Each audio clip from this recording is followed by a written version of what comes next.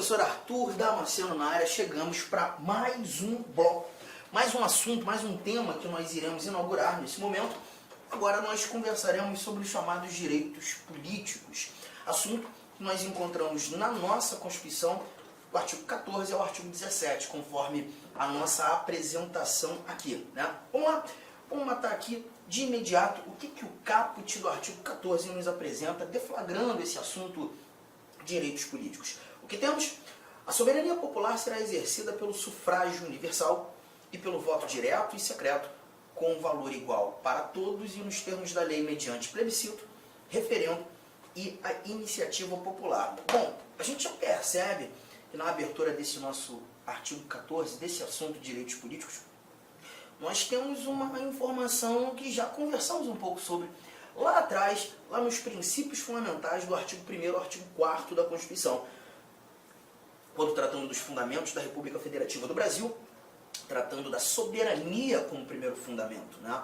E o parágrafo único daquele mesmo artigo 1º, ele diz que todo poder emana do povo, que o exerce por meio de seus representantes eleitos ou diretamente dos termos desta Constituição. E aqui a gente verifica essa ideia desse poder sendo emanado pelo povo, por nós, entendendo aqui a soberania popular como prisma, como valor principal dessa abertura dos direitos políticos. A soberania popular será exercida pelo sufrágio universal. O sufrágio é justamente a ideia da eleição, né? Ou melhor, do formato que nós temos para a escolha dos representantes e gestores por meio das eleições. O sufrágio nada mais é do que essa capacidade que nós temos de participar da estruturação da vida política do Estado. De novo, o sufrágio nada mais é que essa capacidade que temos de participar da estruturação da vida política do nosso Estado. Então, nós participamos votando e sendo votado, né? Então a gente verifica claramente aqui essa capacidade que temos de determinar o destino da nação, escolhendo aqueles que estarão emanando o nosso poder de maneira indireta. Esse sufrágio, conforme dispõe a leitura do artigo 14, ele é universal, pois todos os que participam apresentarão um voto de valor igual, né? E o voto direto secreto, a gente está verificando aqui a capacidade que temos de escolher diretamente, de emanar o nosso poder diretamente, mas ainda temos, nesse mesmo artigo 14, 3 outros instrumentos aqui apresentados, além do voto, que também deflagram essa capacidade que temos de emanar o nosso poder de maneira direta. É o que a gente chama de democracia participativa. O plebiscito, o referendo e a iniciativa popular. É muito importante que saibamos diferenciar esses 3 elementos. É muito importante que saibamos perceber o que é plebiscito, o que é referendo, quando esses 2 instrumentos acontecem e, por fim, o que seria a iniciativa popular, que tipo de participação é essa que temos a capacidade de ali estar, né, por meio dessa iniciativa. Vamos lá, a gente trabalha isso aqui agora, estou jogando aqui a nossa tela em branco e já começo te mostrando o Congresso Nacional, o desenho do nosso Congresso Nacional, e vai mostrar para a gente a formação do ato. Tá? Eu estou colocando Congresso, gente, mas justamente para tratar do plebiscito, melhor, para tratar do referendo, desse lado, para tratar do plebiscito, deste outro lado, e entender que tanto o referendo quanto o plebiscito são participações populares. Participações populares.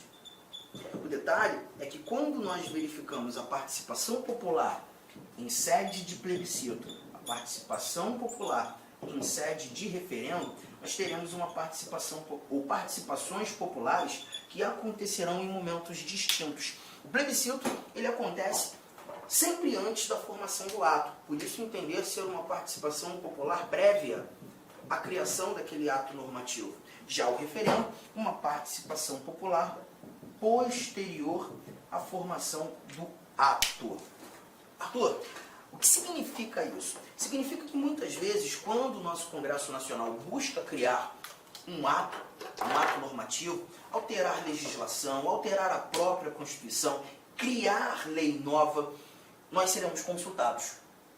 E quando você é consultado antes da formação desse ato, nós teremos o plebiscito. Vou te dar um exemplo. No dia 21 de abril de 1993, provavelmente alguns de vocês lembram disso, o eleitorado nacional participou de um plebiscito. Nesse plebiscito nós tivemos a oportunidade de manter o Brasil em sua forma de governo como uma república, nós tivemos a oportunidade de mudar para a monarquia. Da mesma maneira, naquele mesmo plebiscito, nós também fomos consultados em manter o Brasil em seu sistema de governo como presidencialista, mas poderíamos ter alterado para um parlamentarismo. Esse plebiscito aconteceu. Perceba, a sua Constituição de 1988, ela traduz o Brasil como republicano, ela traz os instrumentos de um presidencialismo, mas se porventura, naquele plebiscito de 1993, nós tivéssemos alterado, não, o Brasil, a gente não quer mais república não, a gente quer uma monarquia. Nós não queremos mais um gestor sendo presidente, ou o chefe de Estado sendo presidente, não sei como isso será conjugado, nós desejamos ter um rei aqui no Brasil. Trocamos a república para a monarquia. Certamente a sua Constituição teria sido alterada. A Constituição hoje, se porventura a nossa resposta tivesse sido sim a essa alteração, a sua Constituição traria informações sobre o rei.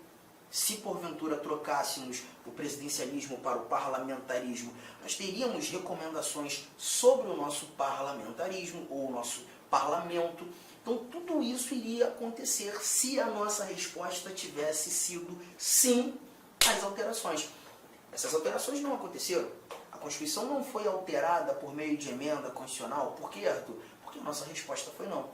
Então, quando a gente participa de um plebiscito, nós temos aqui uma participação popular prévia. A criação de lei, a criação de emenda, a alteração da legislação. A sua fala, o seu sim, o seu não, a sua resposta, acaba sendo determinante para que tudo isso ocorra.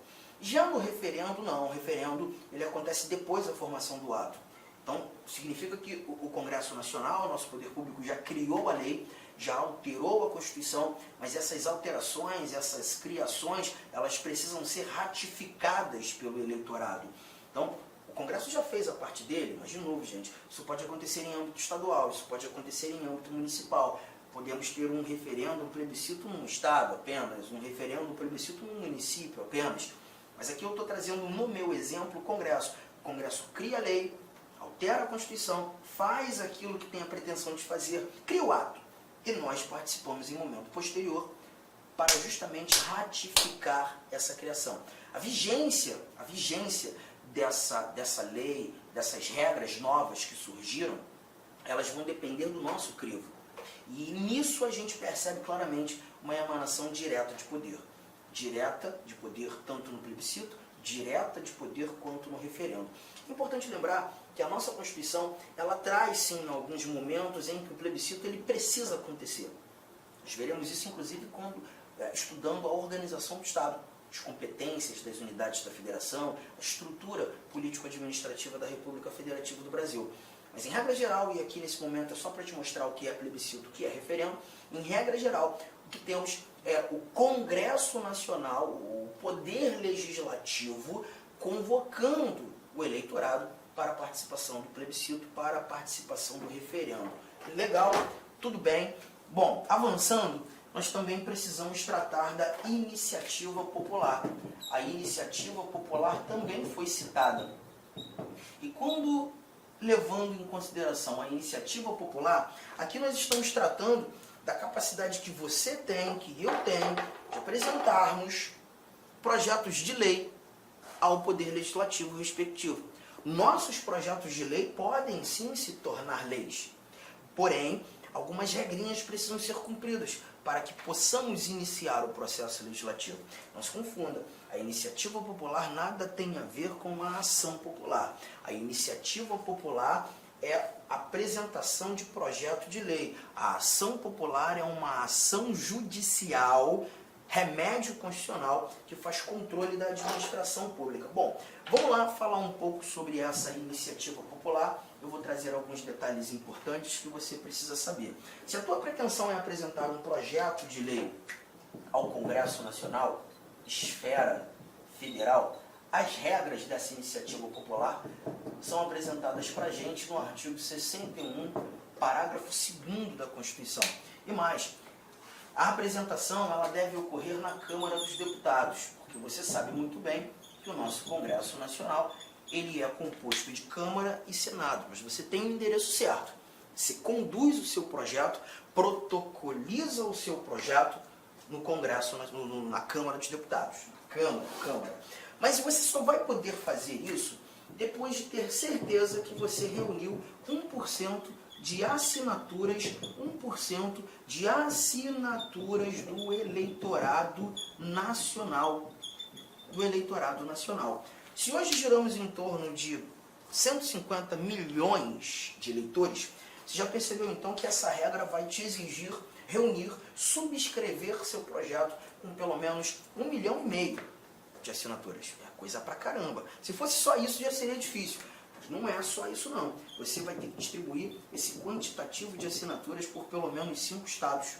E em cada um desses estados você vai ter que atender 0,3% de assinaturas de cada eleitorado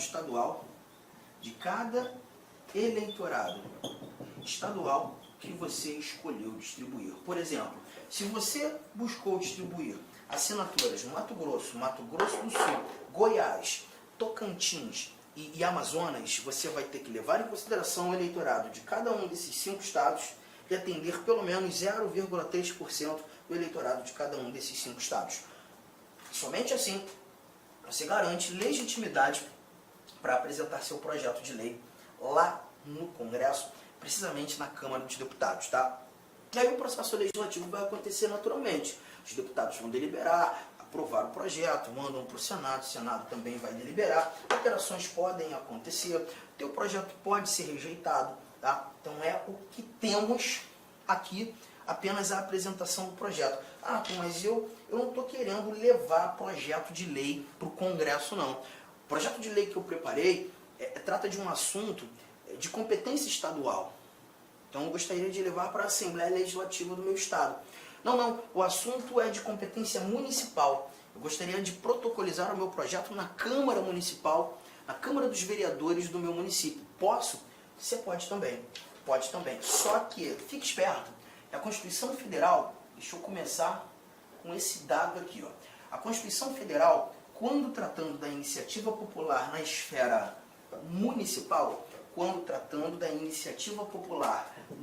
municipal, aquela casa legislativa que está próxima de você, o artigo 29, inciso 13, ele nos apresenta que você precisa reunir 5% de assinaturas do eleitorado municipal, do eleitorado do seu município, né? Então, é possível sim, a porcentagem é outra, mas o mundo também é diferente, né? Porque você só leva em consideração os eleitores registrados, um alistamento eleitoral no seu município. Tudo bem?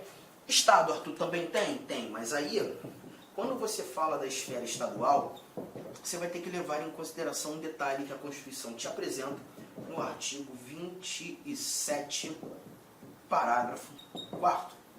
O artigo 27, parágrafo 4º, ele traz pra gente que o Estado vai criar as suas próprias regras. Então, a regra da iniciativa popular nos estados não está na Constituição Federal. A Constituição Federal apenas diz que é necessário existir, sim, nos estados, os requisitos e o instrumento da iniciativa popular.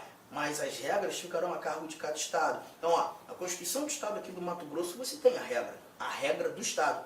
Mas essa regra pode ser diferente da regra do Mato Grosso do Sul, assim como pode ser diferente da regra do Estado do Rio de Janeiro, e assim por diante. Né? A única coisa que nós encontramos aqui é que a Constituição Federal determina que essa iniciativa popular seja um instituto de reprodução obrigatória. Ou seja, nós temos a necessidade, sim, que esse assunto seja apresentado na nossa Constituição, ou melhor, nas nossas constituições estaduais. Legal? Então, gente, com isso nós escutamos pelo menos esse nosso caput do artigo 14 e os seus incisos. E aí agora a gente já começa a conversar mais um pouco sobre os nossos direitos políticos. Bom, quando você fala de direitos políticos, a ideia do sufrágio, que é a ideia da participação popular na estruturação da vida política do seu Estado, O sufrágio, ele vai depender do indivíduo alcançar, atender as capacidades que estão inseridas no âmbito dos direitos políticos. A capacidade ativa e a capacidade passiva. A capacidade ativa está aqui na nossa tela. Capacidade ativa. E quando você fala de capacidade ativa, você fala apenas do poder votar. Do poder votar. Perceberemos que nem todo indivíduo é habilitado para exercer o voto. Para o exercício do voto, para o alistamento eleitoral, a necessidade de se atender a essas regras que estão aqui. Deixa eu lançar a listabilidade. A listabilidade é o que a gente entende ser a capacidade ativa no âmbito dos direitos políticos. Como o indivíduo passa a ser alistável? Olha, o alistamento eleitoral e o voto são, inciso primeiro, obrigatórios para os maiores de 18 anos. Então, se eu completei 18 anos, eu já tenho a obrigação de exercer o voto. Tá? Facultativos para quem?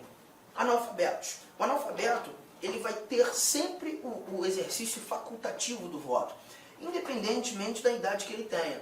Fez 18, 25, 35, 45, enquanto se mostrar analfabeto, ele está na faculdade. Só que antes dos 18, a gente percebe, olha o que diz aqui a linha C. Antes dos 18, maiores de 16 e menores de 18 já terão a oportunidade do alistamento eleitoral. Então a gente percebe que se aquele jovem rapaz de 16 anos, ele pode ter o seu título de eleitor. Ele vai ter a oportunidade de votar, mas facultativamente.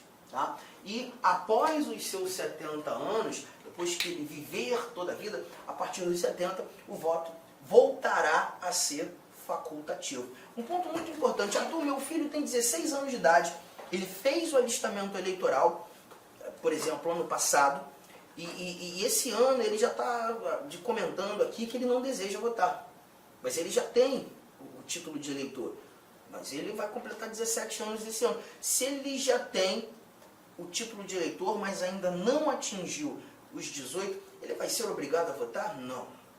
Perceba, o alistamento eleitoral e o voto são facultativos para os maiores de 16, menores de 18. Ainda que ele não tenha alcance, ainda que ele já tenha um alistamento eleitoral, já tenha o título de eleitor, mas se ainda não completou 18, ele não é obrigado a exercer o voto. Ele não é obrigado a exercer o voto. Firmeza? Aqui, então, tratamos da alistabilidade, o início desse nosso bate-papo sobre capacidade ativa. O teu próximo slide vai te mostrar que essa alistabilidade encara algumas restrições. Olha o que temos aqui no nosso parágrafo 2º. Olha ali, ó. Não podem alistar-se como eleitores os estrangeiros e durante o período do serviço militar obrigatório os conscritos. Então esse nosso parágrafo 2º aqui, ele vai trazer para a gente aqueles que são inalistáveis. A inalistabilidade nada mais é do que uma restrição à alistabilidade. Determinados indivíduos não terão a oportunidade de exercer essa capacidade ativa. Quem? Os estrangeiros. É o primeiro. Estrangeiro não vota no Brasil. Estrangeiro não pode ser chamado de cidadão. Gente, cuidado. Nós já falamos sobre isso, mas eu vou voltar a trazer essa informação. Guarde uma coisa. Nem todo brasileiro é cidadão. Nem todo nacional é cidadão. O conceito de nacionalidade refere-se ao vínculo que liga o indivíduo a um Estado, apenas, fazendo desse indivíduo brasileiro nato ou brasileiro naturalizado. A cidadania, para ser exercida por um brasileiro, tem que ser brasileiro para exercer a cidadania, ela vai exigir o alistamento eleitoral. Então só poderá ser considerado cidadão no Brasil aquele indivíduo que já alcançou os seus 16 anos, pelo menos 16 anos, como vimos aqui no slide anterior. 16 anos, o alistamento já é facultativo, obrigatoriamente a partir dos 18. Juntos até aqui? Então, cuidado com esse detalhe. Tá? Outro ponto importante, conscritos. Os conscritos também foram aqui apresentados como inalistáveis, né? Além dos estrangeiros, os conscritos. Arthur, mas quem são esses conscritos? Os conscritos, pessoal, são aqueles militares que estão no exercício do serviço militar obrigatório. Se o indivíduo é conscrito, ele não pode votar. Se ainda não fez o alistamento eleitoral, ele não poderá fazer enquanto durar a sua conscrição, tá? Agora, toma cuidado, nem todo militar é conscrito. Nem todo militar é conscrito. De novo, os conscritos são aqueles que estão no serviço militar obrigatório. Em sala de aula, muitas vezes me perguntam, Arthur, essa conscrição ela dura quanto tempo? A minha resposta é, a conscrição ela vai durar o tempo da obrigatoriedade. A partir do momento que o serviço militar deixa de ser obrigatório, ele deixa de ser considerado conscrito e já terá a oportunidade de exercer o voto, tá? Então, nem todo militar é conscrito. Aqui, essa restrição atinge apenas os conscritos. E sabe por que eu estou dando muita ênfase a esse assunto? Porque eu já vou fazer um link aqui. Um link bem importante. Olha o que nós temos no parágrafo 8º. Do segundo, você vai dar um pulo comigo lá no parágrafo 8º. O parágrafo 8º, ele traz pra gente informações sobre militares. Ele diz assim, ó, o militar alistável é elegível, atendidas as seguintes condições. A primeira delas, se esse militar contar menos de 10 anos de serviço, ele deverá afastar-se da atividade. Se contar menos de 10 anos. Então sabe aquele teu amigo que é cabo da aeronáutica, ele tem 8 anos de serviço, 8 anos de carreira militar, mas quer porque quer ser prefeito lá do município que vocês moram, né? É importante que você fale para ele, meu amigo, ó, se eu fosse você, eu examinaria lá o artigo 14, parágrafo 8º da Constituição, e trata justamente de militares que estão na sua condição, aqueles que contam com menos de 10 anos. Menos de 10 anos. E se ele conta menos de 10 anos, a Constituição determina que ele deverá afastar-se da atividade. E é muito importante lembrarmos que o afastar-se da atividade não é pedir uma licença, não. É pedir a baixa. Ele vai ter que deixar de ser militar. Que isso, Arthur? Perfeitamente. Mas aí vamos lá. Ele abre mão da carreira, deixa de ser militar, faz sua filiação partidária, concorre ao cargo eletivo, chegando lá nas eleições ele não vence. E aí, como é que fica? E aí, como é que fica que ele vai ter que entrar aqui, né, em contato com a LAC Concursos e buscar uma nova preparação, a melhor preparação, mas eu tenho absoluta certeza que se ele comprar os nossos cursos, ele vai ser aprovado muito rapidamente em outro concurso, porque no militarismo, pelo menos o cargo que exercia antes de pedir baixa, ele não volta não, pelo menos automaticamente não volta não. Fechou? Pois é um risco, né? Então não é jogo, Arthur, ele tentar cargo eletivo se ele conta com menos de 10 anos. Eu também acho que não. Seria melhor ele esperar para atender o segundo inciso aqui, ó. Se contar mais de 10 anos de serviço, ele será agregado pela autoridade superior. Então perceba, ele será agregado pela autoridade superior. Quando a gente fala do ser agregado pela autoridade superior, ser agregado pela autoridade superior, nós estamos falando agora sim de uma licença. Ele tem ali a sua licença, será agregado pela autoridade superior e se eleito, se ele for eleito, deixa eu trazer aqui, vitorioso, será ou passará automaticamente no ato da diplomação para a inatividade. Se ele for eleito, no ato da diplomação, ele se torna um militar inativo. No ato da diplomação, ele se torna um militar inativo. Arthur, isso é a reserva remunerada? Perfeitamente. Ele vai para a reserva remunerada, né? Agora, cuidado. Se ele encara a licença, agregado pela autoridade superior, e não é eleito, ele não deixou a ativa. Ele continua sendo um militar da ativa. Ele volta a exercer as suas atribuições. Ele não pediu baixa. Ele só deixará a ativa se ele for vitorioso. E aí, no ato da diplomação, ele será remetido à inatividade. Um ponto importante para você aqui. Gente, quando nós falamos de diplomação, nós não estamos tratando de algo simétrico à posse, tá? É importante, muitas questões misturam isso aqui. Mas muitas questões misturam isso aqui. A ideia da eleição acontecendo naquele mês de outubro. Após a eleição, nós teremos o ato da diplomação. Ele será diplomado. E em momento posterior à diplomação, ele toma posse. Nós sabemos que a posse acontece no ano seguinte ao que a eleição ocorreu.